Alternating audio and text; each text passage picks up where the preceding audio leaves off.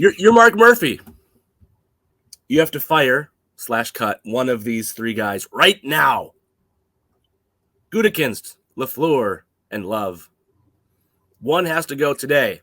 You've been told. It's been decreed. You must get rid of one of these guys today. The guy you get rid of today is Matt LaFleur. Mm-hmm. Or mm-mm. I will tell you, I did some market research on this with one Ryan Horvat as well. And I will share you what he says in a little bit. Oh, he said Goot.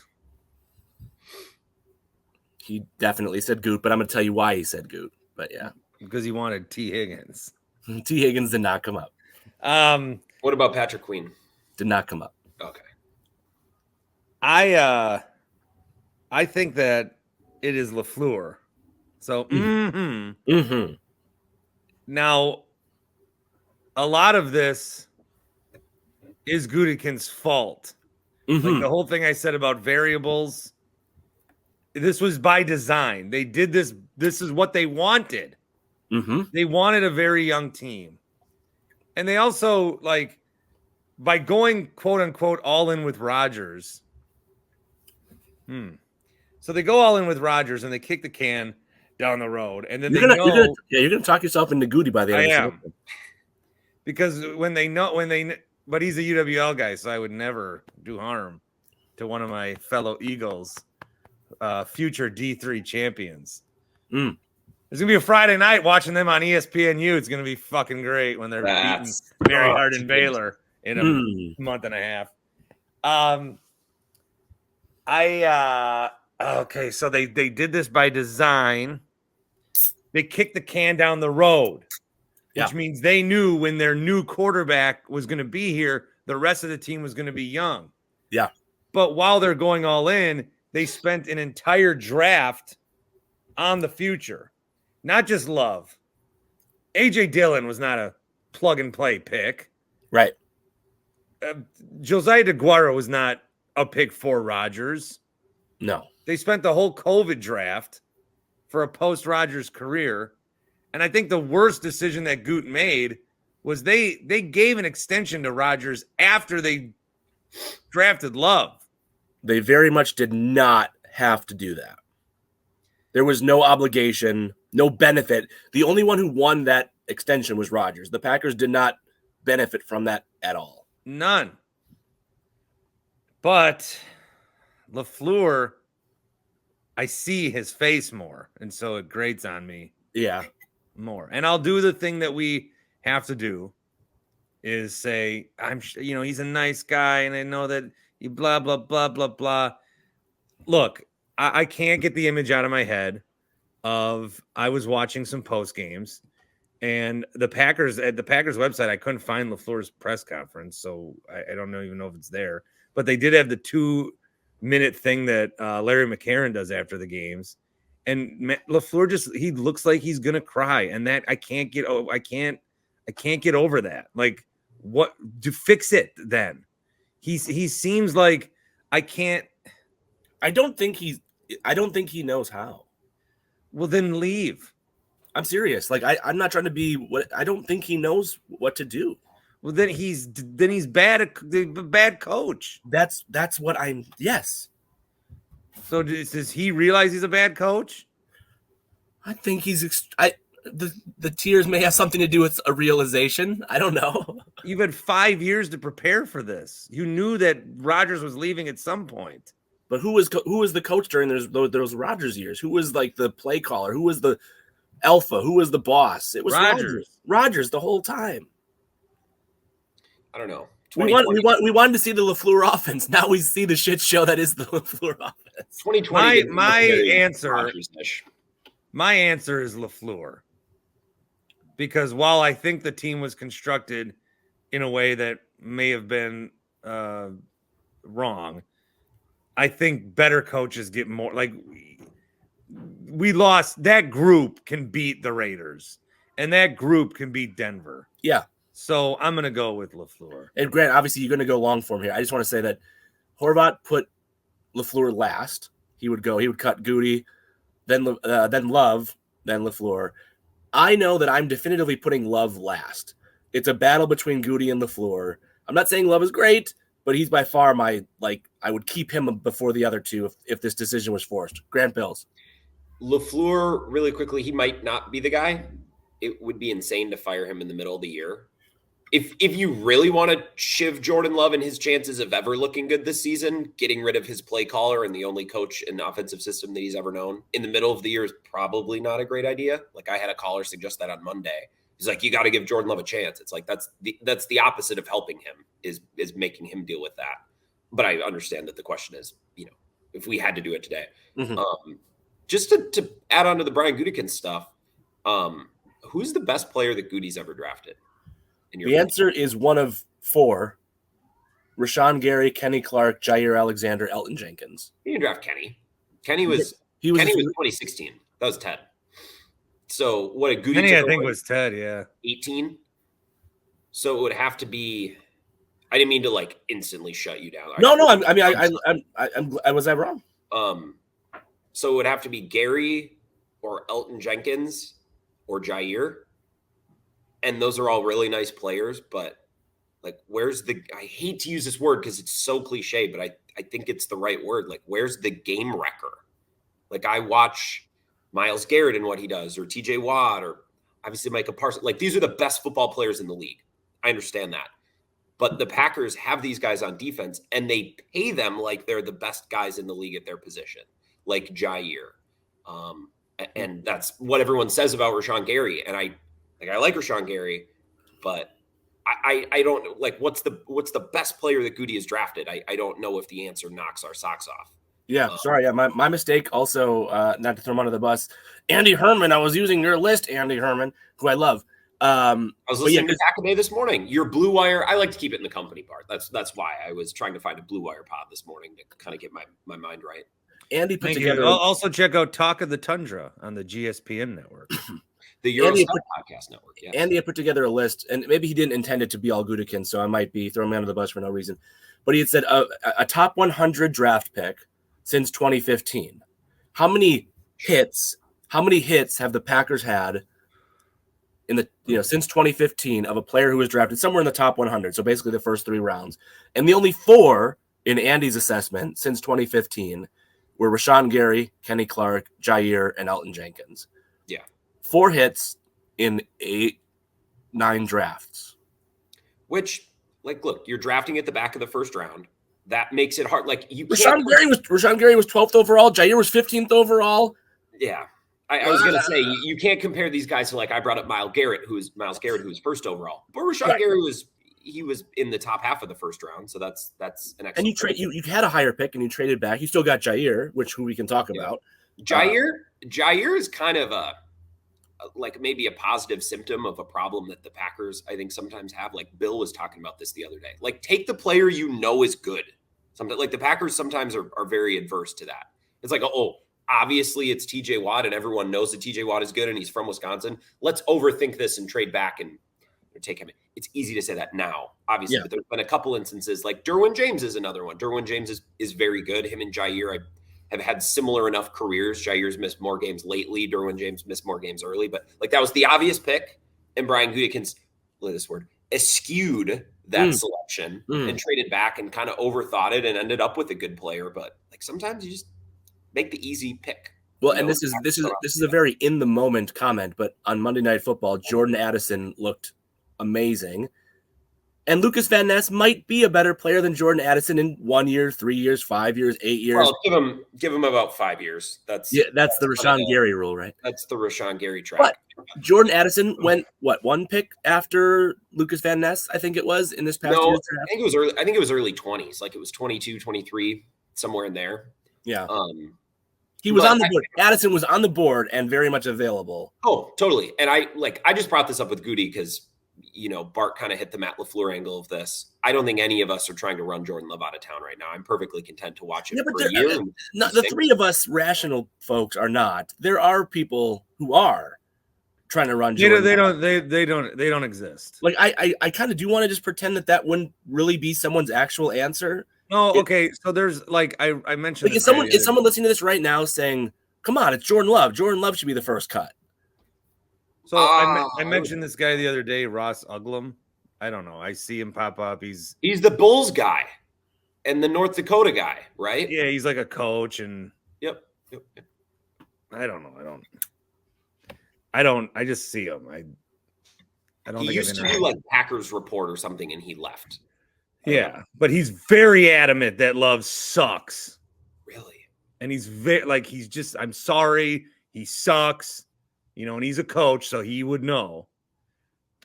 He's very, very adamant about it, so he would say that. And there's other people that might see it or think it and believe it. I still think it's too early, but they don't, so that exists. Anybody who's mentioned the name Sean Clifford is not a serious person. Honestly, I know the exact kind of, with all due respect. I went to, so there's this town that I think of a lot, called Findlay, Wisconsin. Grant, are you familiar with Findlay, Wisconsin? Familiar, but never been. Yeah. What highway, Grant? What highway would you need to take? That I don't know. Come on. Findlay, Wisconsin is in the middle of Juneau County. 84 people live there. Oh my God. Okay. And we went there once when I worked in La Crosse because there was an unsolved murder of 2 people on the highway on the side of the road that were killed in their car. So we went to the town to try to knock on doors and see what people were saying about it. It was fucking weird, but we did it. And there was a town where there was, this one yard is burned into my head. There were just 3 broken down school buses in the front yard as if it was decorative. And we went to this one bar, and there were 30 people in there and at 4:00 on a Monday. And there's nobody in this town, yet this bar is the hub. This bar, I think they convert to a church on Sundays and then just serve hot ham and fucking Swiss, for the Packer game. And I'm not, again, with all due respect, but I know that entire bar, every one of them wants to see Sean Clifford as the quarterback. With all due respect. You think you have a big listener bubble in Findlay? Do you think you're pissing off a lot of listeners right now? I'm saying anybody that wants Sean Clifford is a hick. Yeah. You do know that bar plays your podcasts every morning. Yeah, they open the doors at 7:00 for the people to come in and play the slots, and they play Bart's podcast over the. So you've just lost 30 listeners. It's the Clarence and Mary Ann Old Findlay Bar. Hey, is that the story that you had to do that made you quit? Because you had to go knock on the door of Oh no, that was something else. No, that was kids died of carbon monoxide. Or dioxide? Monoxide. Carbon monoxide is the bad one. That's carbon dioxide is what we breathe, right? Oh, it's in the They were camping with their grandparents. So then I had to talk to the parents, and the parents is like, well, I lost my parents and my kids, and I lost my kids because of my parents. It's this is the most horrific. I don't even want to bring this up, but no, don't. Yeah, just to stop. Yeah. But then we have to put a camera in their face so we can beat the others in fucking La Crosse, Wisconsin. We're doing this kind of hard-hitting journalism. Yeah, it's really great. Just take a camera and show when a new boat comes down the Mississippi. We don't need to be cutting our teeth and fucking being La Crosse, Wisconsin, does not need a fucking I team. We don't need investigative journalism. Just fucking tell us where the parade is going to start and end and show us how the loggers did. Jesus. Show us how the loggers did. God. Hey, so, Grant, did you answer the question? Who's your cut? My answer would be neither. I would do everything in my power to do absolutely nothing. Mark, it's either one of them or it's you. You can't make a decision, you're gone. I'll step down. I'll say one thing in the defense of Goody because it felt like I was being a little nitpicky. I think the idea of this team was okay. I think his plan was we're going to be as young as possible and we're going to restart. but I'm going to have an anchor in David Bakhtiari here to kind of keep this group hopefully together. I'm going to have Aaron Jones here to hopefully have a nice running game. So if we have a good O-line, a good running game that are like, it's veteran based, that'll help the young wide receivers. Well, that hasn't gone according to plan. And then the defense, well, we're going to have a great defense, which if it's coordinated by Joe Barry, that was flawed thinking from the beginning. But Jair's been hurt, and it hasn't really been all it's cracked up. But I think the plan, maybe the plan was like, I need to thread this needle, but I think I can do it if I just have Bakhtiari and Jones. It was a tough needle to thread, but there was an attempt to thread the needle, and I'll give him credit. Yeah. What are you laughing at? What? What are you laughing at over there? Oh, I was laughing. Well, Yes. you were smirking. Oh shit. I'll tell you when you're done with this. All right, so It has nothing to do with the podcast, does it? Okay, no. I was responding to a text. God damn it. okay, so using this Andy Herman list of players drafted in the top 100 since 2015, the 4 hits.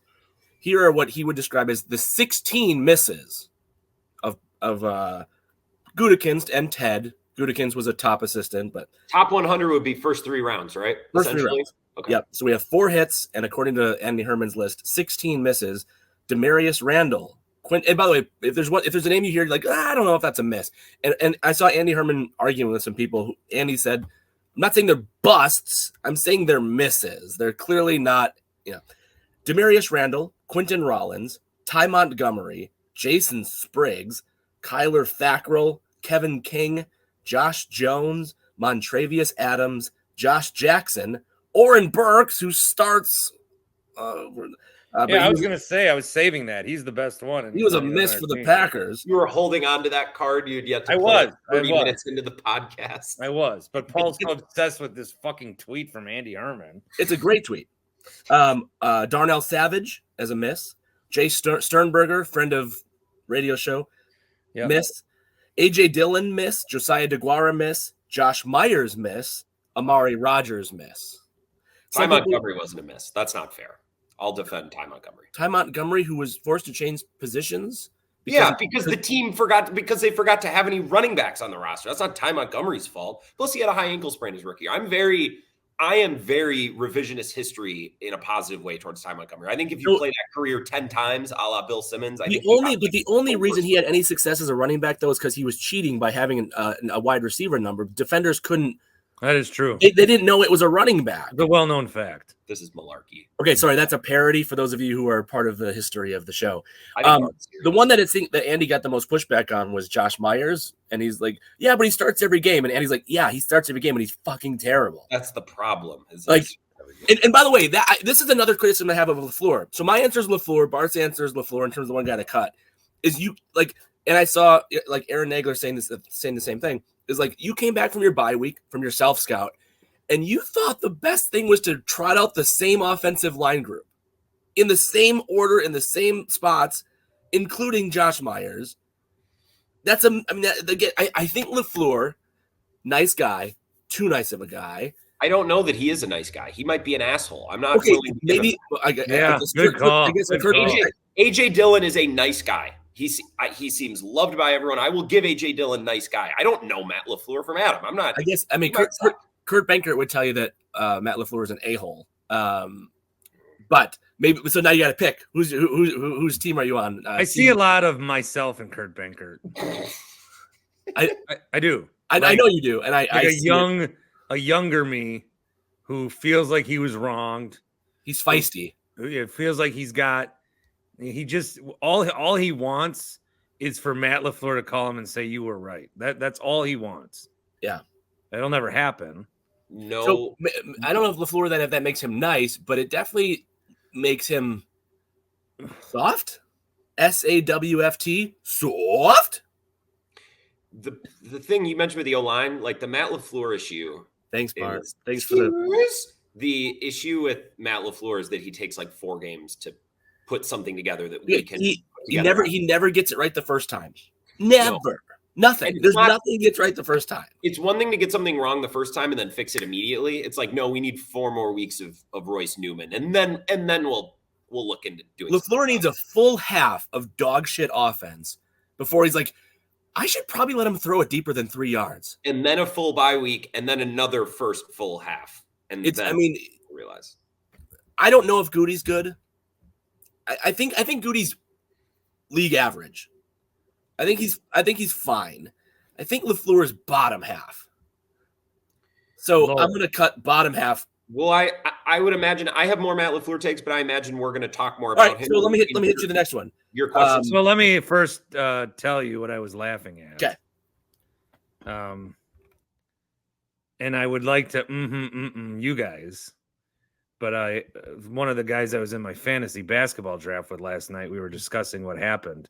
Was this your James Harden thing? Yeah, I accidentally drafted James Harden. I was doing a draft while on CBS Sports Radio.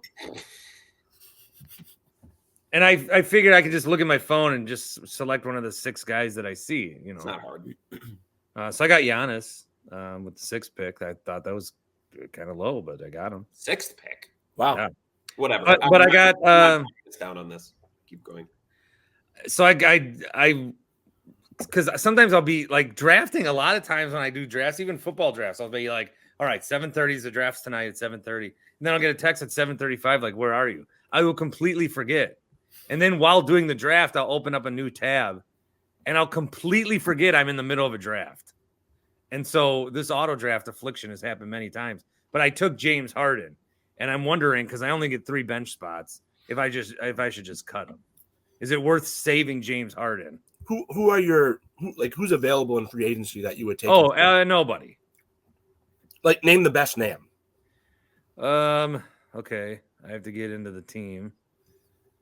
My team, add player. Emmanuel Quickly or James Harden. Is that like what you're faced with? PJ Washington. Yeah. Who? Herbert Jones, Christian Wood. No. Isaiah Stewart. No. You keep James Harden. Herb Jones gets you some nice defensive numbers if you need to win. Gordon Hayward. No. Malik Monk. Sadiq Bey. It depends what you need. Bogdanovich. Which one? The one we should have had. Bogdan? Atlanta Hawks. Taylor Horton Tucker. Yeah, but that's more defense than it is offense. No, you keep James Harden. What was the text? I'm waiting for the funny part of the story. Yeah, that part I can't say. Well, thanks for bringing it up. Thanks for rounding us back to it then. This is a waste of time. Hey, Tim, cut that in post. Next question. It was I'm in a draft with this guy that he lives in Florida. And half of the league is kids that are people that he met in Florida. And then half of the league is people he knows from Fondy. And so my buddy who lives in Fondy was like, we were for sure thinking that one of these Florida cokeheads was going to take James Harden. And then we saw you took him and we thought, oh, that's got to be an auto draft fuck up. That's what made me giggle. What brought him down to Florida? What not? The sunshine, Has he read the top selling Florida based book? I believe he has. Welcome to Florida by Greg and Vicky Winkler. Yeah. No state income tax also. Yes. Bart, will you be in Florida when you're 60? Will there be a Florida when I'm 60? If there's a Florida, will you be in Florida when you're 60? No. Florida or Arizona guy, which every old man from Wisconsin fits one of the profiles. Florida versus Arizona? That's easy. I would go Arizona, but I would need to live not in the city. I would need to be out where there's rocks and mountain. Like I would need some sort of scenery because Phoenix is it's a big ass sandbox. I can't live there. Although I could really embrace retiring the Jimmy Buffett way if I lived in Florida. I don't like Florida, but I like Jimmy Buffett. If I were to retire in the South, I think we would be more of a South Carolina, Savannah, Georgia situation. You're a big Savannah, Georgia guy. I know you have history there. I went there for a long weekend and I really enjoyed it. Mm-hmm. You like the rich history of the South. I must. Oh, that was a pretty good. Grant, keep going on that accent. Matt LaFleur should give up play calling. And before you're like, oh, well, where does this question come out of nowhere? I think a lot of people have been thinking it. And then again, because I give credit where it's due, Aaron Nagler did an entire thing on his show. Have a lot of people been thinking this? What? Okay. who's Matt LaFleur giving up play calling has not crossed your mind? not a damn once? No. It was a question. No, me neither. It was a question that came up during this past year's draft combine. Who's calling the plays? Yeah. Okay. Get Aaron Nagler on your show, please, because he's going to expound on this. Can't. Bart could. I literally cannot. I wasn't saying you. Okay. Mr. Wisco Sports, Bill Michaels, producer. Wow. You can't have him. The Bart Winkler Show could have him. It was so. Here's the story. LaFleur was asked about this previously, back in February, and he said, "Yeah, if it was the right thing to do, I would definitely do it if they hand over the play sheet and blah blah blah blah." I think Nagler mentioned Stenovich, Ben Simmons, whatever, but that Stenovich. Go watch. He even Nagler even clipped it for his X feed, his Twitter feed. Okay, so it's not even crossed your mind, so maybe it's not even worth exploring, but it definitely crossed mine. And then when I saw Nagler post about it, and not just post about it, but like kind of say like, yeah, he probably should. I was like, all right, so I'm not the only one that's venturing into these waters. If Matt LaFleur is not calling plays, then I don't need him around because I'm not really sure what else. Well, and maybe that's why Matt LaFleur won't give it up because he knows he's useless otherwise. Okay, well, he can't hire coordinators. I don't think he's great at personnel start-sit decisions, the baseball manager side of things, as we like to say, like setting his O-line or this or that. I don't think he's a good motivator. And by the way, we were talking about this. Like a head coach doesn't have to be perfect at everything. Like I 100% right. Like some head coaches might be good at this or that or the other thing, but they have to hire coordinators and assistants to help them in those areas. I don't think Matt LaFleur's done a good job of that. If he's not here for his offense and his play calling, then I'm not sure what he's here for. So I will say no, because we already think Adam Stenovich is out of his depth, which is why the offensive line is taking a hit. As Adam Stenovich has too much on his plate. Now giving that guy play calling. Yeah, I'll have to watch Nagler's thing. I'm sure he gives good reasons and a good argument. I'm sure. I haven't really thought about it. I'm not motivated to. And that's another change. Like you just get better at it. You're going to change Jordan Love's whole fucking process again. Are we allowed to play a 30-second She Said TV clip? Yeah. Yeah. These furious comebacks Hold on. and fall short. Let's see if we can. Before Matt Hold on. Here we go. I'm going to turn up the volume, see if we can hear this.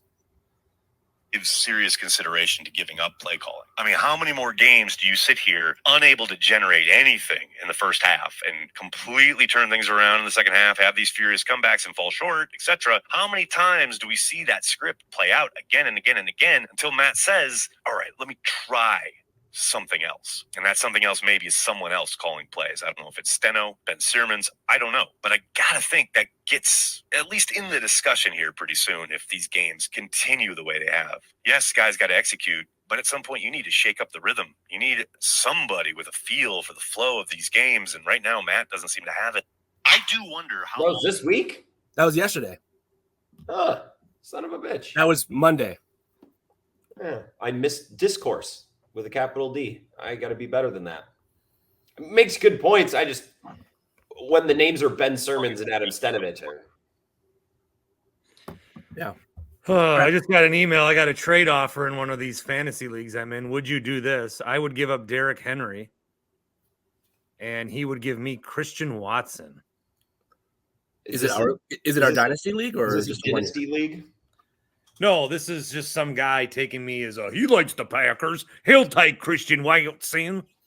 Is it dynasty or 1 year? No, it's 1 year. Yeah. Yeah, don't even think about it. Well, yeah, right. If it's 1 year, no. It was a dynasty, no. My boy Spears might be the starting Titans running back in less than 2 weeks. Tajay? Yeah. Watson might be Derrick Henry's on the trade block, like the real NFL trade block, not the dynasty football trade block. Oh, okay. So he'll go somewhere else and play. Not right, which is very, very possible. He's a 1 year thing. You should not trade him for. They'll probably give him to the Eagles for a bag of chips. You know what? Yeah. They probably will. Okay, so calling plays, I just don't see another. I mean, I get where Nagler's going, but then he doesn't have an answer. Right. So I guess the question This would be, Bart, this isn't a house is burning, get out situation. that's exactly where I was going. If you're not going to call plays, someone's got to call the fucking plays. So Maybe the problem is Rodgers was calling plays last 4 years, and LaFleur don't know how. So what you'd say is, though, the house is not on fire. The play calling house is not on fire. No, a candle is just blow out your candle before you go to bed. Oh, see, I do think it's a worse situation than that. The drapes haven't caught on fire. No, see, I think there's some. Yeah, it's more than a candle has been left on overnight situation. I think that's, and I guess Nagler would probably say it's much, much more than a candle has been left on overnight situation, because I think there's something blocking LaFleur. Something's holding him back. His personality. He's afraid of something. He's a timid man. This is What's he scared of? The team is 2-5. I don't know. I think it's fair to say I believe that he would tell you in his moment of truth in his autobiography one day that he's afraid he's gonna set up Jordan Love to fail. That's on Jordan Love. I agree with that. Let him fail, let him succeed, but get out of his fucking way, right? Like, that should be what he should do. I do think he's afraid that Jordan Love is going to fail. That's Jordan Love should be the quarterback. I agree. So let's find that out. So take off. We said this a week ago. Why is there a leash? I think you said it was Jen, Chewy, and Gabe. Like, they had the question, like, should they remove the chain from Love? Like, why is there one? It doesn't make any sense. So at least let the guy fail or let the guy succeed, but stop doing this. Yeah. Agree. Yeah. Of course, yes. All right. Paul. I teased this up before. You did. I teased them all up, right? So trade deadline's coming up. Buy or sell? Not Bill buy or sell, but like, are you a buyer? Are you a seller? Are you just a stay pat? The Packers should sell. Or and then I'm going to give you an A, B, and a C. They should sell Rashawn Gary for a second. Or They should sell Jair for a second. Or They should sell Aaron Jones for a third. Or Go forth. So they should be sellers, and then hit me with like those hypotheticals. How if they're selling and then how, to what degree would you actually sell? Because I would argue there's a case to be made that if you're going to be terrible, beat a bunch of 1-win teams won this past weekend. The Packers are now among a big group of 2-win teams. They currently have the 7th pick in the NFL draft. They just lost to the Raiders and the Broncos. This isn't getting better before it gets worse. Bakhtiari's not coming back. They're going to still tinker with Aaron Jones. Aaron Jones is, I know we've said this for 4 years in a row. Aaron Jones is not a Packer next year. Like, just like shit or get off the pot, right? Like, I don't know. So I'm probably tilting my hand of what I would do, but I'm not convinced, by the way, just real quick, that they don't win the next 2 games. We always think we have the NFL figured out, and then the Vikings beat the Niners. I guess it depends on your confidence that LaFleur will actually adapt and change and evolve and improve. And I guess my confidence is not. Packers are winning Sunday. Once Minnesota won, it was foretold. Packers are winning Sunday. Well, Bart, let me professionally reset us. In the world of sports, a lot of people say a lot of things, but does it pass the Bart Winkler test? Should the Packers buy or sell? I don't think the Packers should even acknowledge that there's a trade deadline. What? Just fucking play. If someone calls you and says, hey, I'll give you Aaron Jones, or give us Aaron Jones for a 4th, then Goody can be like, I'd rather do a 3rd. Okay, we'll call you back. That's fine. That's what I'm saying here. Keep your phone on. Yeah, that's what I'm saying. But I don't think Gutekunst should be picking up a phone. It's the hater deal. We'll listen to calls, but we're not making calls type of situation. You don't get any offers on your house if you don't put up a for sale sign. But you also don't take the first offer that comes for your house. Do you put up the for sale sign and say, give me a call? Like, no. I'm probably going to change houses, but I might not. But so you're not even putting up the sign. We're not that's not where we don't exist in that realm this year.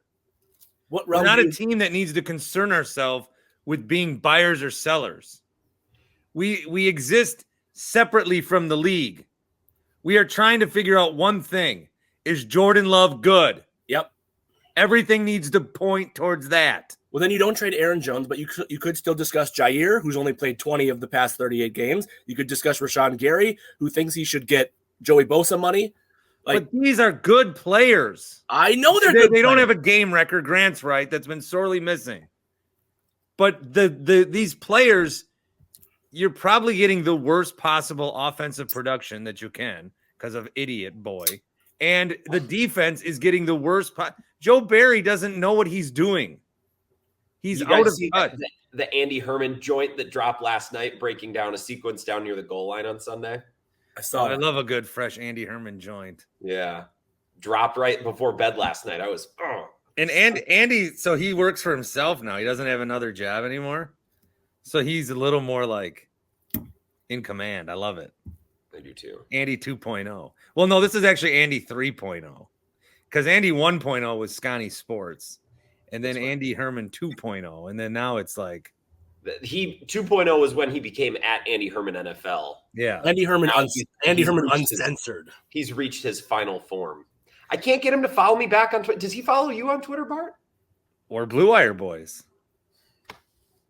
I work so hard. I have him on, and I'll have him on Bill's show. I have him on my show, and I think it'll go really good. Or I'll have some nice exchange with him off the air, and then, I'll like purposefully like a tweet of his after we're done talking in hopes that I'll. And I can't get a follow back. Yeah, I've been there, man. I think he's one of these guys where if you don't like him, you're wrong. Like there's a problem with you. I think he's in that rare kind of realm area. I'm not going to tell Andy Herman shit. I'm not telling him that he's wrong about anything. Pete, I've started to greatly enjoy getting in his mentions. And speaking of people who won't follow me back but interact with me constantly, Pete is one of them. I'm not talking to Pete. I like Pete. No, Bukowski's great. Bukowski, people have told us both that they don't like us, and then when they listen to us talk, they do like us. Mm-hmm. It's like they don't like our Twitter, and then they listen to us talk, and they're like, "Oh, I like these guys." I get that a lot with Pete. I'm with Bart. I don't think we should buy or sell.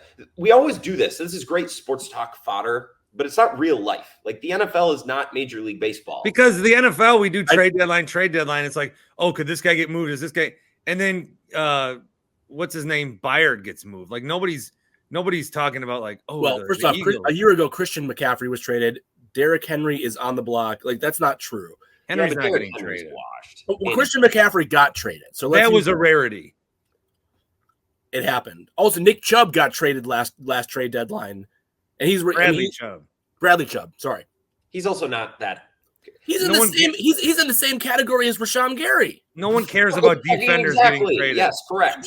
And he got a ton of draft capital. No one cares about defense players getting traded, except for the acquiring team who will give up first round picks for. But like Bradley Chubb getting traded is a 2-second story on Sports Talk. My point is the Packers, if they had Bradley Chubb a year ago, the Broncos got a haul. They got a haul for him. Did they? They got a first. I'll look it up for you. You guys keep debating. So you're hosting. Let me look up. This is my job. Yeah. If you're gonna have to look shit up while you're hosting, we'll get Matt and Falls back and doing this. A first, a fourth, and a running back. Okay, but they gave up. They spent a first and a forget the running back. They got a first and a fourth. And by the way, and then the Dolphins instantly paid Chubb, which is what Rashawn Gary wants. There's no. They're the same player. You don't want a first.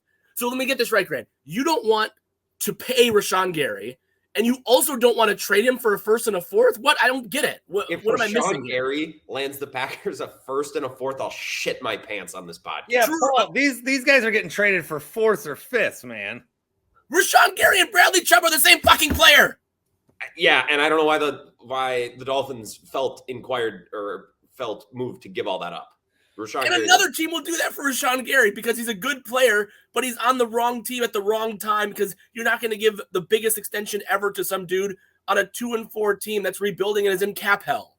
Well, if you get a first and so if you can get the Bradley Chubb package, he's out the door tomorrow, right? Oh, shit. If they get a first and a fourth for Rashawn Gary, yeah, but they're not getting a first and a fourth. Why would they not? They're the same player.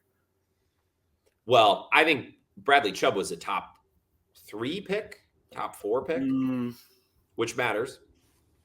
I would like to give just because I mentioned him, I would like to say how you're picking nits there, Grant. But you know how I've said Cone Roller is a genius at he was the 5th pick, being a sports talk caller. Uh-huh. And the Brewers signed his brother. Did you see the Brewers signed a guy whose last name is Roller? I did see that actually. It's like Chris Roller or some shit. Yeah. I think Matt in the Falls has perfected the voicemail art. It is succinct. There's always succinct or yeah. succinct. Either way, there's twists and turns. He'll hit you and then he'll go, "What the fuck?" Oh, it's just the Carl's Plays voicemail line. Matt in the Falls, carlovt.com/Bart. I loved when he was just in the post game with you the other night and went like a half hour without saying anything, only to realize he was muted. Yeah. He's just a great background voice for when someone says something wild and he's like, "Oh, who's that? What's that? Why?" I get it. I love that guy. Yeah, me so, too. Good take. So you guys think they shouldn't sell. Grant thinks they shouldn't pay Rashawn Gary, nor should they trade him because they won't get a package, even though he's the same player as Bradley Chubb. And the reason you could get that for Chubb and not Gary is because they were 7 picks apart in the first round. Matters. Really adds up on this take. Hey, look, if you get a 1st and 4th for Gary, yes, 100%. Okay, sure. Trade. We can move on. So you got to pick the number of wins the Packers have this season. This isn't a topic. I just what would you put the money on of over under 6.5? Like what would you take? I would say 6 or 7 wins. So Me over too. or under could be. It doesn't make. You're right. You're right there with me. Like 6. Yeah, 6 to 7. Yep. Bart. 7. Would it be better to have 4 wins? I hate that you think this is a bad topic. This is a great topic, and I promise you it's one that Gutekunst and his staff are having.